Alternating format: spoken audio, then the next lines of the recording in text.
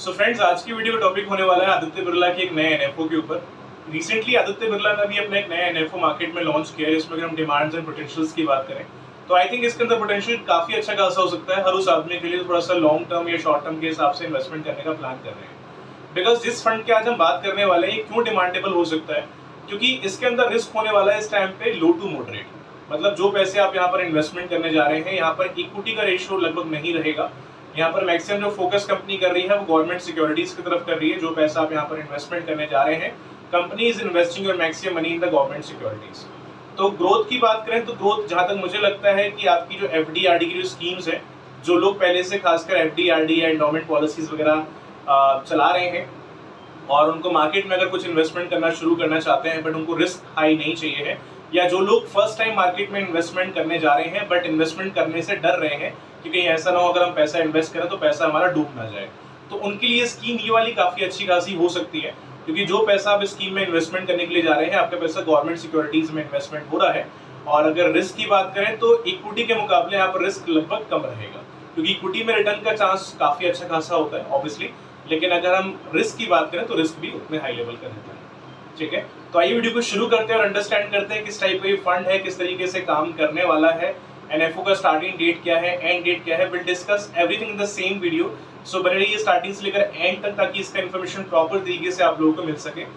और इसको हम 4 पॉइंट्स में कवर करने वाले हैं इस वीडियो को। पहला पॉइंट रहेगा फंड का इंट्रोडक्शन, सेकंड रहेगा की फीचर्स एंड बेनिफिट्स, थर्ड रहेगा risk and returns, and the last we will discuss we should apply this NFO और नॉट। शुरुआत करते हैं सबसे पहले इंट्रोडक्शन से इस फंड का। तो बेसिकली गाइस, जो फंड का नाम होने वाला है that is Aditya Birla sun life CRISIL 10 years gilt ETF। This is the ETF scheme, मतलब एक्सचेंज ट्रेडेड फंड।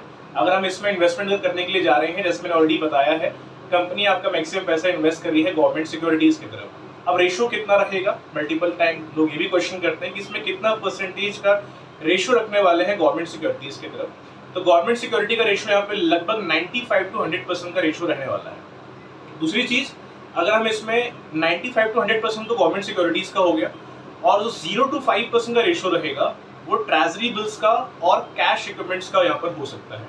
बाकी अथॉरिटी इनके पास ये है कि अगर ये चाहें तो 100% तक भी पैसा गवर्नमेंट सिक्योरिटीज के अंदर आपका इन्वेस्ट कर सकते हैं। ठीक है, दूसरी चीज, अगर हम यहाँ पे बात करें इन्वेस्टमेंट अमाउंट कम से कम कितना यहाँ पर होने वाला है, तो कम से कम यहाँ पर जो इन्वेस्टमेंट अमाउंट रहेगा that is the 1000 rupees only. मतलब अगर आप चाहें तो कम से कम भी इसको 1000 रुपए देकर आराम से इसको शुरू कर सकते हैं। उसके अलावा अगर हम इसमें एनएफओ की अगर स्टार्टिंग डेट की बात करें, इसमें टाइम पीरियड हमने बहुत कम रखा हुआ है इस एनएफओ में। तो अगर आपको ये स्कीम अगर पसंद आती है आपके हिसाब से, and if you want to invest in this, तो थोड़ा ट्राई करिए। अगर आप एनएफओ में अप्लाई करना चाहते हैं तो 7 अगस्त से लेकर के इसको आप 12 अगस्त तक अप्लाई कर सकते हैं। तो क्लोजिंग डेट यहाँ पर रखा गया है 12 अगस्त तक। अगर आप इसको एज एनएफओ अप्लाई करना चाहते हैं तो 12 अगस्त तक इसको एज एनएफओ अप्लाई कर सकते हैं। स्टार्टिंग डेट होगा 7 अगस्त का। और दूसरी चीज, this is the open ended scheme, मतलब पैसा अगर इसमें इन्वेस्टमेंट किया, अगर आपको पैसा जब निकालना है तब निकालो। हो सकता है कि आपने माइंड में रखा हो मुझे 10 साल के हिसाब से यहाँ पर इन्वेस्टमेंट करना चाहिए, बट उसके पहले अगर आपको नीड पड़ जाती है तो कोई लॉक इन नहीं है यहाँ पे। अगर आपको अपना पैसा निकालना है तो जब आपकी मर्जी तब निकालो, उसमें कोई इशू नहीं है। दूसरी चीज, अगर हम बात करें यहाँ पर की फीचर एंड बेनिफिट की, तो की फीचर में जो सबसे पहला जो यहाँ पर मैं पॉइंट डिस्कस करने वाला हूँ आपके लिए, वो है एक्सपेंस रेशियो का, कि जो आप स्कीम परचेज करने जा रहे हैं इसके अंदर कितना एक्सपेंस रेशियो इस टाइम पे रहने वाला है।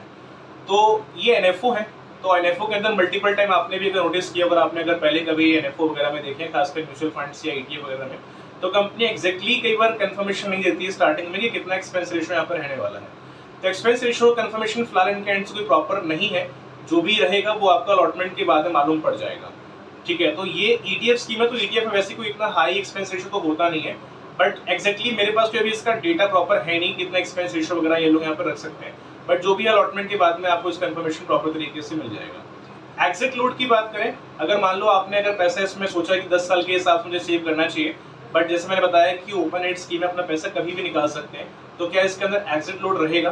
बिकॉज मल्टीपल म्यूचुअल फंड आपने देखे होंगे, मल्टीपल ऐसी स्कीम होती है जहां अगर आपने मान लो लॉन्ग टर्म के हिसाब से अगर इन्वेस्टमेंट किया है, अगर आपको पैसे अगर विड्रॉ करने हैं, भले ओपन एंड स्कीम हो, भले लॉक इन पीरियड ना हो, लेकिन कुछ फंड मार्केट में ऐसे भी होते हैं जहां पर 3 महीने का, 6 महीने का या साल भर का या 15 दिन का कंपनी कैपिंग लगा के रखती है कि अगर आपने 6 महीने के अंदर पैसा अगर विड्रॉ किया है तो हम आपसे इतना एग्जिट लोड यहाँ पर लेंगे अलॉटमेंट से लेकर, राइट।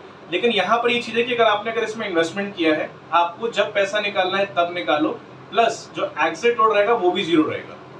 मतलब आपने अगर आज इन्वेस्टमेंट किया, आपको 20 दिन बाद पैसे निकालने हैं, निकाल लीजिए, प्लस वो उसमें एग्जिट लोड आपको अदर कुछ स्कीम में देना पड़ता था, इस स्कीम के अंदर में आपको एग्जिट लोड देने की जरूरत नहीं है। तो यहाँ पर आप जब भी निकालो वो आपकी चॉइस है, एग्जिट लोड यहाँ पे 0 रहने वाला है।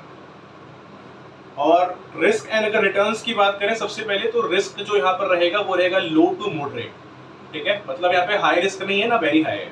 This is the government security scheme, एक तरीके से इसको गवर्नमेंट सिक्योरिटी स्कीम आप कहिए, क्योंकि यहाँ पर पैसा आपका इक्विटी में नहीं, मैक्सिमम पैसा आपका गवर्नमेंट सिक्योरिटीज में इन्वेस्टमेंट हो रहा है 95 to 100%, ठीक है।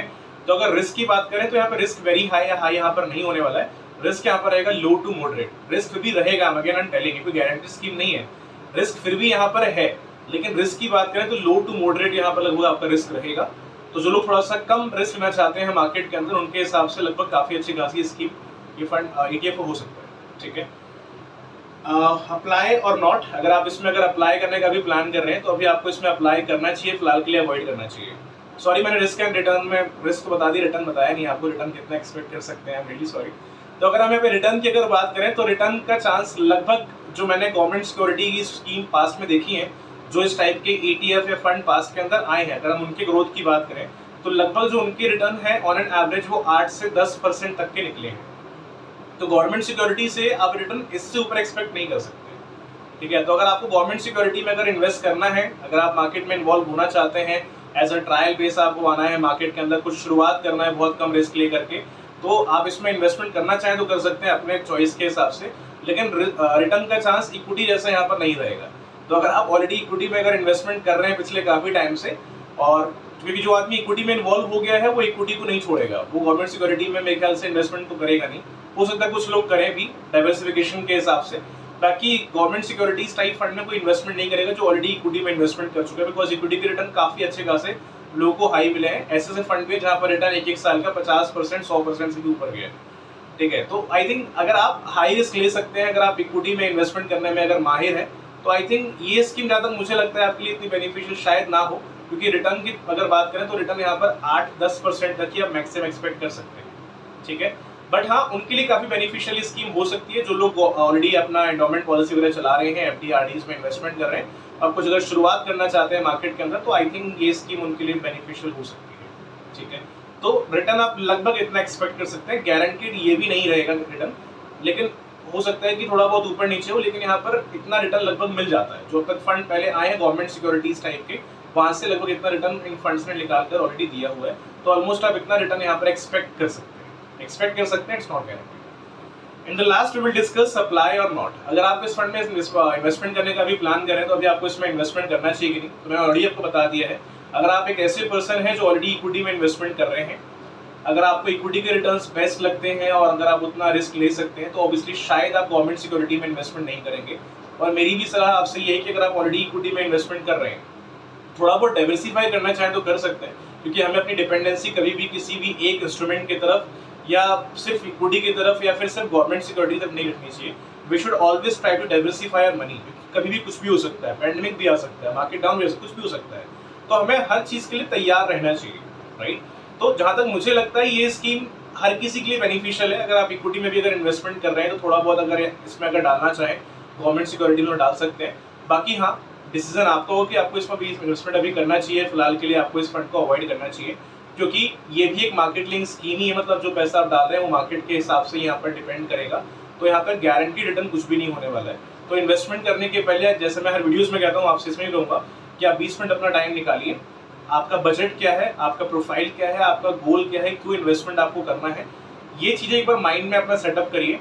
एक बार डिटेल्स अपने एंड से एक बार आप भी ओपन करके पढ़ लो, क्योंकि अपना एक हार्ड एंड मनी आप इन्वेस्टमेंट कर रहे हैं। तो मैंने आपको इन्फॉर्मेशन जो बेसिक है बता दी है, बट थोड़ा सा टाइम 15-20 मिनट निकाल के एक बार आप भी अपने एंड से एक बार चीजों को गो थ्रू कर लीजिए कि जो आप स्कीम परचेज करने जा रहे हो, फंड आप परचेज करें, वो आपके लिए एक्चुअली में बेनिफिशियल है कि नहीं है। पसंद अगर आता है, कंडीशन अगर आपको समझ में अगर आ जाती है, अगर रिस्क ले सकते हैं, तो आपकी चॉइस, अगर आप इन्वेस्टमेंट करना चाहे तो कर सकते हैं इसमें। बाकी मेरे एंड से आज के लिए बस इतना ही। फिर कुछ अगर डाउट माइंड में अगर रहता है आपको इसके रिगार्डिंग, अपना क्वेश्चन आप रेज कर सकते हैं कमेंट में। I will try to give the answer as soon as possible. तो गाइस, आई होप ये वीडियो आपकी काफी हेल्पफुल रही होगी। फिर भी कुछ अगर डाउट है, अपना क्वेश्चन आप रेज करिए कमेंट में। I will try to give the answer as soon as possible. तो मिलते हैं नेक्स्ट वीडियो के अंदर, तब तक के लिए हैव अ नाइस डे।